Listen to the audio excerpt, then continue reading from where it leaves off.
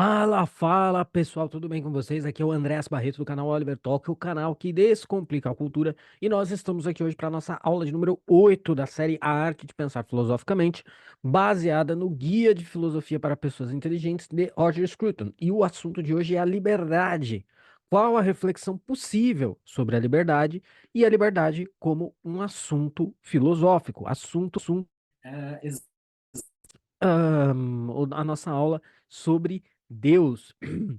Então vamos ver aí a conexão possível entre o tema da liberdade e Deus e também como que esse tema está conectado aos nossos outros vídeos, às nossas outras aulas. E uma das coisas que eu acho interessante desse capítulo e dessa abordagem que a gente vai explorar aqui um pouquinho sobre a liberdade é que muitas vezes liberdade para quem está dentro da nossa bolha, né? Fala-se muito em liberdade, fala-se de liberdade de expressão, fala-se de liberalismo, fala-se de freedom versus liberty, né? Porque a gente está muito habituado a uma discussão da liberdade dentro da filosofia política, da ciência política, né? Eh, e, e a gente fala nesses termos, né?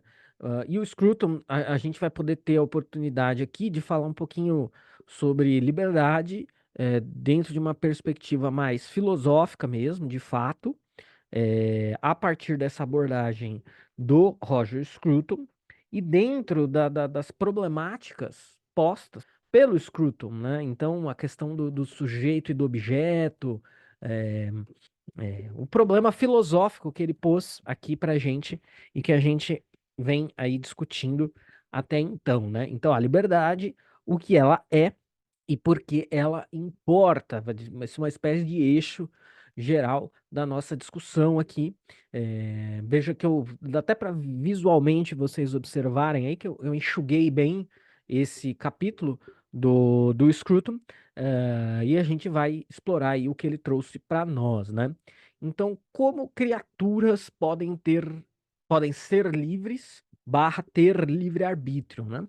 Primeiro, eu acho que é muito importante aqui para a discussão filosófica entender a liberdade como autodeterminação, capacidade de deliberação, né?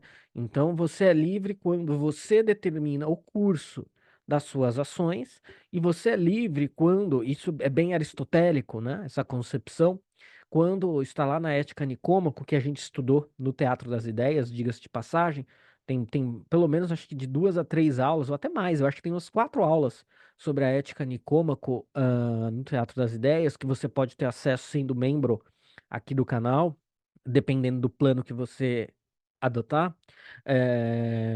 Você está diante da possibilidade de comprar um exemplo bem bobinho, tá? Você está diante da probabilidade de comprar três coisas, né? Três camisetas, uma amarela, uma verde e uma preta. Então, a ideia da deliberação é isso, né? Você vai considerar ali essas três possibilidades, racionalizar e escolher. Por exemplo, você vai considerar, não, eu já tenho muitas camisetas amarelas, então eu vou comprar a preta. Não, mas eu não vou comprar a preta porque essa camiseta eu pretendo usar durante o dia nas minhas atividades físicas e vai esquentar muito. Então, a liberdade tem a ver com isso. E a liberdade, ela está relacionada também à responsabilidade, sempre, né? Eh, Liberdade, pelo menos dentro da reflexão filosófica, principalmente a reflexão filosófica moderna e contemporânea, mas a reflexão filosófica no geral, como um todo, vai vincular a questão da liberdade à questão da responsabilidade. E depois a gente tem alguns exemplos. Eu não sei se os exemplos vão aparecer, então eu já vou antecipar, embora eu coloque ali, né, liberdade versus responsabilidade. Mas pensem no seguinte exemplo, né? O Scruton dá o Scruton dá o seguinte exemplo, né? Você, você é livre para fazer o que você bem entender. E aí alguém te pede, olha, você pode cuidar do meu filho aqui, eh, essa noite, porque eu vou ter um compromisso inadiável e tal. Você é um sujeito livre e você está a sua responsabilidade, a sua liberdade está conectada à sua responsabilidade pelas suas ações, né? Isso é muito importante porque isso vai implicar depois questões de culpa, questões jurídicas importantes, né? Por exemplo, é, vamos pensar então, você tem algumas opções dentro desse cenário, né, que você coloca. Ahn, você cuida bem da criança, né, devolve ela no dia seguinte intacta e tá tudo bem, né? Você agiu de maneira responsável dentro do âmbito da sua liberdade. Você agiu de maneira responsável para cuidar dessa criança. Ou então você gosta de uma birita e aí você começa a beber lá, né? E a criança, você fica bêbado, pega no sono, a criança sai e é atropelada, né? Então você poderia não beber, poderia não ter bebido, e sob a sua responsabilidade, isso aconteceu. O cenário aí é né? Na sua responsabilização, até jurídico, provavelmente isso se configuraria juridicamente com aquilo que eles chamam de homicídio culposo, né? Onde não há a intenção de matar. Vamos supor que a criança tenha sido morta, né? No atropelamento. E aí, enfim, isso recai sobre você de uma certa forma. Agora vamos supor que seja um outro exemplo agora. Você é o mesmo quadro, só que você ouve seu vizinho gritando, pedindo por ajuda, tá tendo um incêndio na casa do vizinho, e aí você abandona, sai correndo e vai salvar seu vizinho. E aí a mesma coisa acontece. A criança é pequena, se distrai, sai e é atropelada. A coisa recai sobre você de uma maneira diferente, né?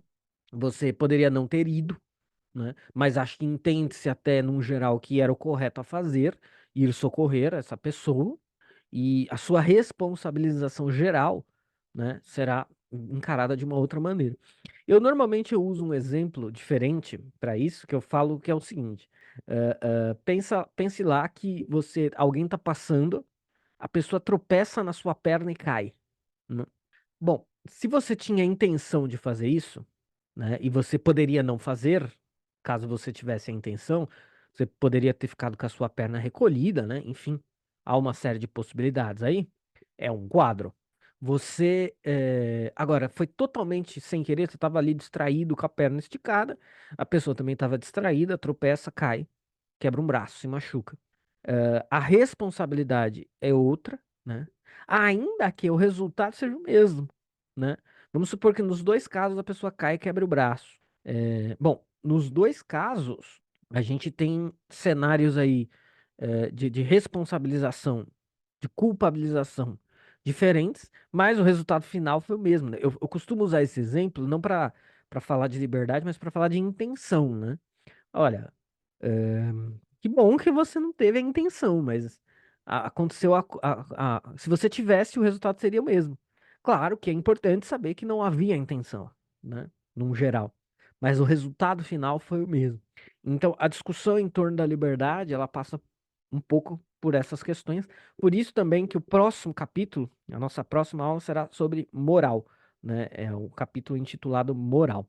Mas voltando aqui, né? Aqui tudo isso que eu coloquei já pressupõe a liberdade, né, humana.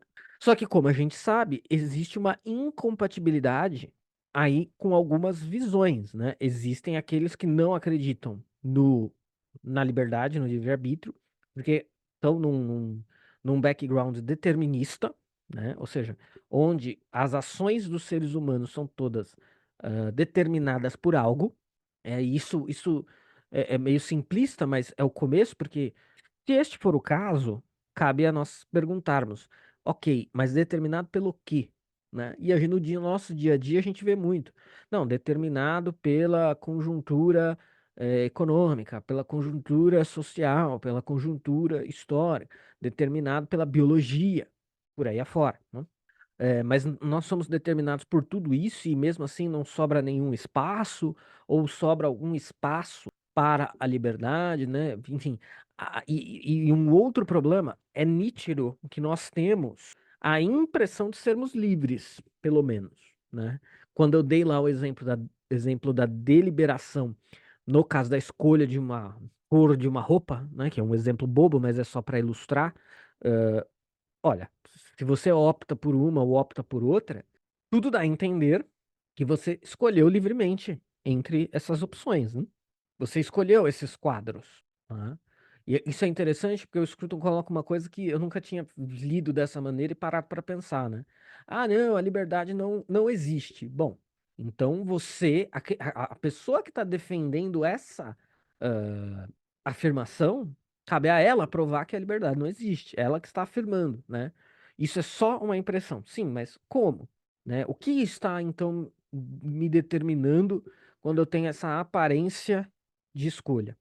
Eu posso escolher o que eu quiser, eu posso escolher não comprar, eu posso escolher ir até a loja comprar. Então, tudo está ali regado, pelo menos pela impressão de liberdade.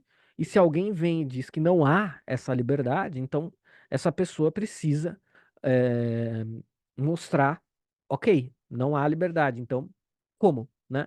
Onde está aí a determinação, tá? Mas na verdade ainda existe uma outra questão posta por essa pergunta, né? Como criaturas podem ser livres, ter livre-arbítrio? Caso a gente tenha, como, né? Isso é muito difícil de responder. E fica mais difícil quando se tem concepções materialistas, naturalistas de mundo, que é a concepção da cultura em geral, né? Da cultura vigente. É uma concepção naturalista barra materialista que se houvesse um esforço de coerência ao se professar essa cosmovisão, teria que se lidar com esse problema e também teria que se levar às últimas consequências, eh, a suposta realidade da inexistência da liberdade, tá? Mas o fato é que, né? E a gente, eu lembro de ter posto essa questão em algum momento das nossas aulas anteriores deste curso, com a questão da consciência, né? Como que, de um ponto de vista materialista, você explica que certos seres tenham adquirido consciência. Como que a gente explica isso? Como é que pedra passou a ter consciência em algum momento, de forma natural, de forma material, né? Isso é um negócio muito complexo. Na verdade, isso não é nem complexo, isso é impossível de se responder nesses termos. Normalmente, o que os materialistas fazem era: bom, nós estamos aqui com consciência, nos fazendo esse tipo de pergunta. Então, isso deve ter acontecido de alguma forma. Mesmo que hoje eu não saiba como isso aconteceu, é, isso só pode ter acontecido porque a gente está aqui, né? Que é uma resposta muito cômoda, uma resposta muito confortável, né? E que não se aplica só a essa questão. Ah, a complexidade da vida é irredutível. Bom, mas nós estamos aqui. É que tudo isso tem como pano de fundo o rechace de uma concepção metafísica, né? Você não pode admitir uma inteligência criadora, porque quando você pode incluir uma inteligência criadora na equação explicativa, todos esses problemas se esvaem, né? E como que nós, sujeitos, podemos ser dotados de liberdade? Bom, depende. Se nós somos o resultado de um processo cego, randômico, natural, aleatório, é mais difícil explicar isso. Na verdade, é impossível, né? Nós somos o quê? Nós somos máquinas, tal como qualquer animal, nós somos máquinas de propagação dos nossos genes e tudo que nós fazemos, com ou sem ilusão de liberdade, visa o propósito de perpetuar os nossos genes. Pronto, liberdade mesmo não existe, né? Então, assim, é inconciliável aí a questão do materialismo e da liberdade.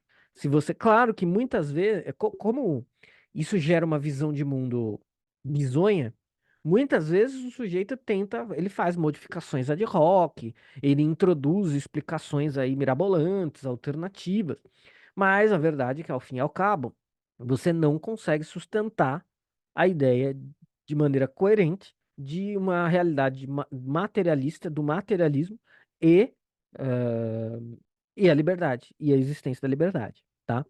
Então, como criaturas podem ser livres e ter livre-arbítrio? Bom, depende da sua cosmovisão. Depende de outros elementos explicativos da realidade. Materialismo e liberdade, como conciliar? Não dá. São inconciliáveis. A rigor, são inconciliáveis. Isso é a discussão determinismo versus livre-arbítrio, né? Não apenas, né? A discussão ela é muito mais. O Olavo sempre falava isso, né? Que ele odiava essas dicotomias, né? Empirismo versus racionalismo, determinismo versus livre-arbítrio, natureza humana versus, sei lá, liberdade total, né? O Olavo não gostava. Por que que ele não gostava disso? Porque a questão é muito mais complexa do que uma dicotomia pobre desse jeito, né? Então, por isso que filosoficamente isso não é bom. E quem já teve contato com livros de filosofia do tipo manual, né? Tipo livro didático ou semididático, né? Que gosta de explicar as discussões filosóficas por meio dessas dicotomias, né? Em que é uma visão empobrecedora. Fica parecendo. Eu exploro um pouco disso aqui no meu livro, né? O que a filosofia não é. Fica parecendo que a filosofia se reduz a essas discussõezinhas, né? Intermináveis e insolúveis, às vezes insolúveis mesmo, às vezes aparentemente insolúveis e tudo mais. Ah, mas não é isso, né? Não é exatamente isso que está acontecendo. E aí eu separei para vocês uma citação da página 93 do capítulo sobre a liberdade, que diz o seguinte, e essa citação é interessante porque o Scruton, a gente já pode dizer isso, nós estamos na página 90 já, quase na página 100 do livro, e ele sempre trazendo Kant e Wittgenstein, né? Kant e Wittgenstein foram realmente muito importantes para o Scruton, né? Ele diz o seguinte: mas o que estamos exatamente a fazer descrevendo uma ação como livre? O problema do livre-arbítrio é facilmente posto a par de outro, o problema do sujeito e da sua relação com o mundo dos objetos. E isso é interessante por quê? Porque insere o Kant na discussão, e isso é interessante porque volta para a nossa problemática, que eu já chamei a atenção lá atrás, da distinção da nova ontologia, da ontologia moderna, que, que, que, que desaloca o centro das atenções dos objetos para o sujeito e que enfatiza com muita força esse par sujeito e objeto. Tá?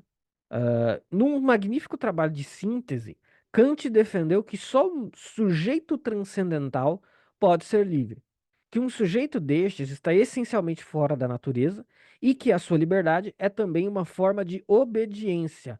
Obediência não a leis causais, as leis da física, né? Mas as leis necessárias e eternas da razão. Então, olha só que interessante. Por isso que eu falo, eu defendo isso lá no meu prefácio da minha dissertação, que eu publiquei em livro. Quem quiser, tiver interesse. Aí tem que ter interesse em filosofia da pesada, porque não é um livro palatável como os meus outros livros, tá?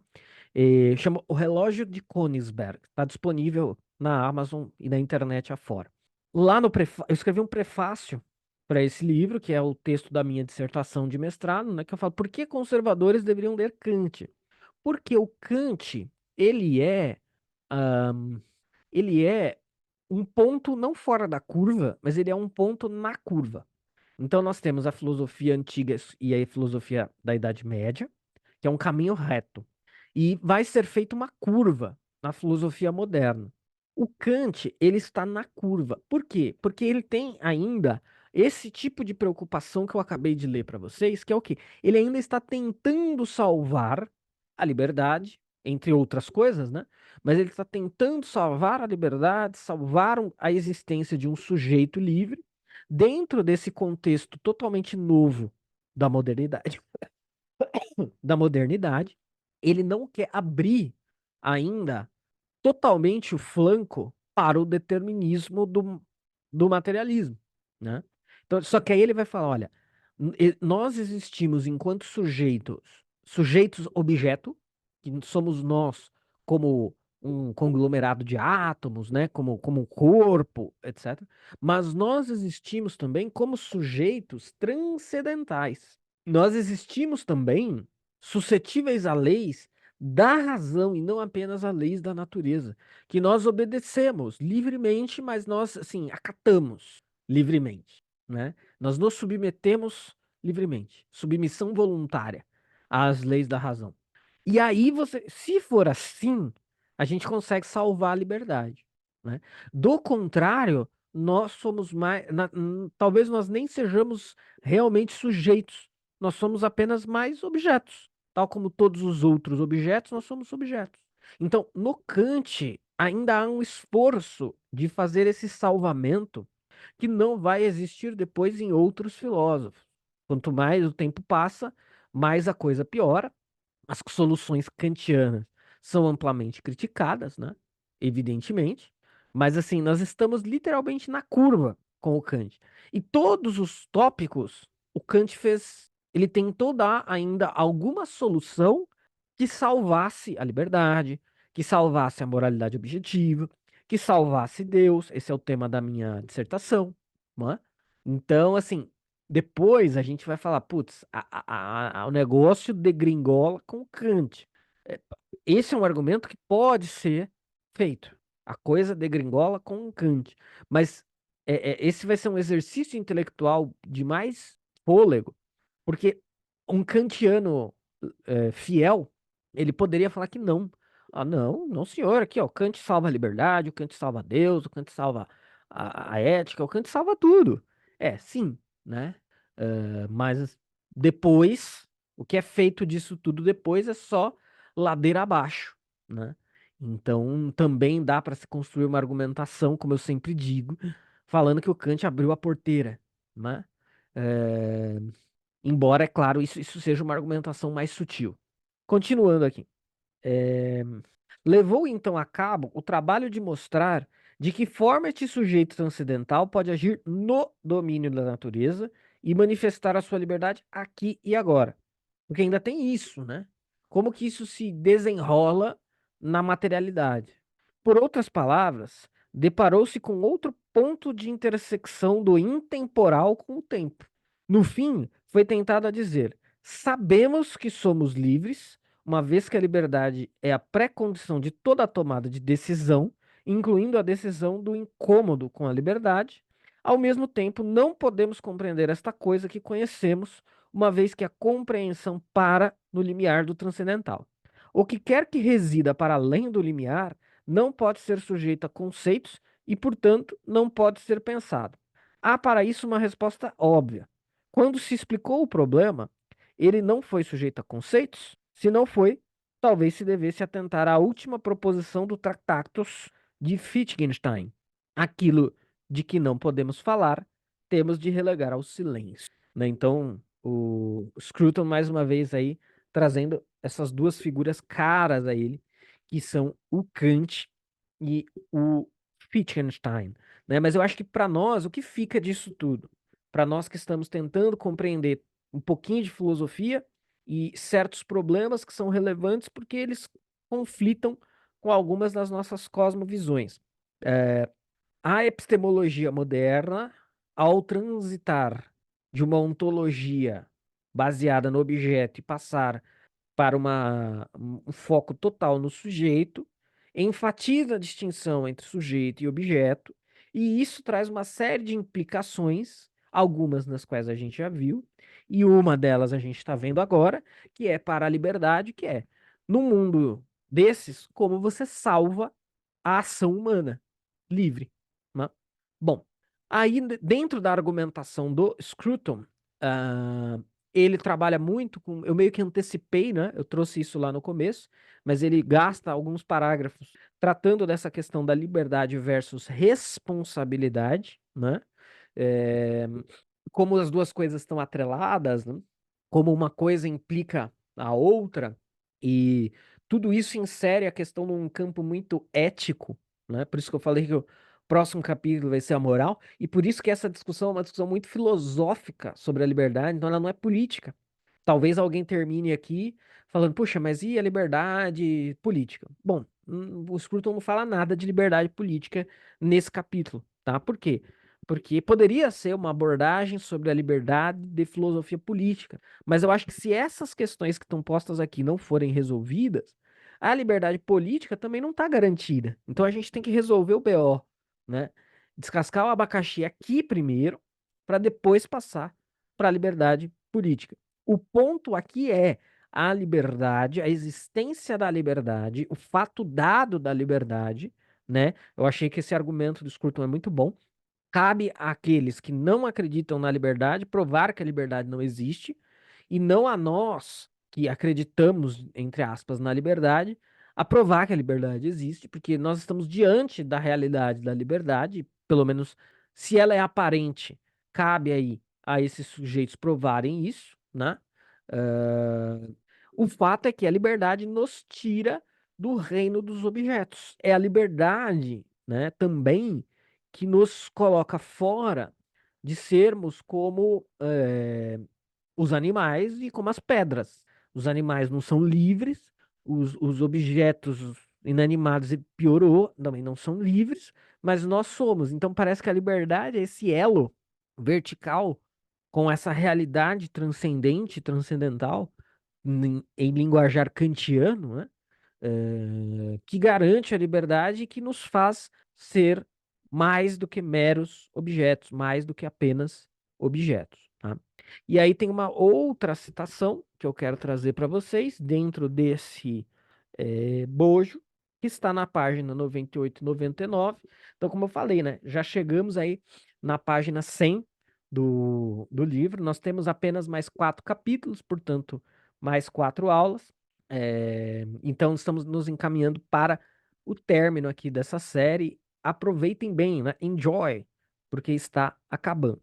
Diz aqui: só a pessoa que decide pode participar no diálogo moral. Ou seja, a questão da deliberação, né, de você escolher entre possíveis, é muito importante. Só a pessoa que decide pode participar no diálogo moral, porque você pode escolher esticar a perna para alguém cair, ou escolher não esticar a perna, né, para alguém cair. E só ela pode relacionar-se com outros como as pessoas fazem, não andando à deriva ao lado delas, mas envolvendo-se emocionalmente com elas, como um ser consciente de si se envolve com outros. Com toda certeza, não há nada de forçado na sugestão de que a pessoa que apenas prediz o seu comportamento se veja a si mesma como um objeto, ao passo que aquele que decide se esteja a ver a si mesmo como um sujeito. Enquanto ainda mais perto do indizível que estamos ainda mais perto do indizível que Kant quis dizer, da ideia de que eu sou tanto um objeto da natureza como um sujeito fora dela, e que a liberdade é perdida quando o sujeito se rende ao objeto. Aqui o Scruton ele está falando de um exemplo, né? Que é o seguinte, porque tem a ver com essa questão da deliberação que eu falei, da escolha. Isso tudo é, é- é muito importante para a moralidade, conforme eu falei, né? Porque existe a ação boa e a ação má, a ação não boa, e nós podemos escolher entre elas é essencial para a gente discutir qualquer coisa de moralidade. E o Scruton está dando um exemplo aqui, logo atrás, que ele diz o seguinte: pensa assim, você é um homem casado há muito tempo, sua esposa morre. E aí você diz, aí perguntam para você, né? O que que você vai fazer? Ah, eu acho que agora eu vou me dedicar ao montanhismo. Ou seja, o sujeito está fazendo uma escolha livre, né?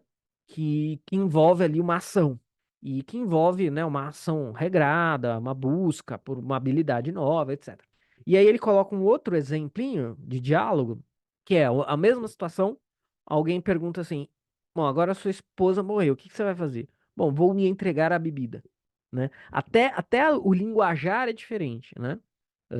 Enquanto um fala que vai se dedicar a, né? Ou seja, vai agir em favor de uma certa coisa, outro diz que vai se entregar. Ah, vou me entregar à bebida, vou começar a beber e me afundar e me afundar. Então, assim, um está predizendo o futuro, o outro está construindo o futuro. E essa capacidade, ela tá, ela tá ali no limiar do que o Kant queria dizer, que é entre você ser um objeto e ser um sujeito livre, transcendental de ação, ou um objeto que simplesmente segue o fluxo dos impulsos, né, das inclinações externas e etc. Tá? Então é isso que está querendo se dizer, e é isso que está em jogo quando está se tentando pensar a liberdade em termos filosóficos, né? E aí, por fim, né, acho que esse caso é bastante óbvio, né? trazer o Kant como uma espécie, nem é tão externo assim dessa vez, o pensador aí trazido, mas o Kant é a figura, né, que é o cara que diz que só se garante a liberdade com um sujeito transcendental. Trocando em miúdos, como eu já troquei, mas falando novamente de forma resumida, se você não tiver um sujeito que tem um pezinho no transcendental, embora o transcendental do Kant, tá, gente? Ele não é bem o nosso transcendental comum. Não é o transcendental simplesmente uma realidade paralela. Não é os. Embora tenha alguma semelhança, mas não é o mesmo transcendental do Platão, tá? No Platão é a nossa transcendentalidade cristã normal, digamos assim. Tô falando, tô me esforçando para me fazer claro, tá? É óbvio que pro Platão não era cristã por razões evidentes. O transcendental do Kant é um pouco diferente, né? Porque o Kant ele está tentando se livrar justamente dessas postulações metafísicas de entidades e de realidades metafísicas, né?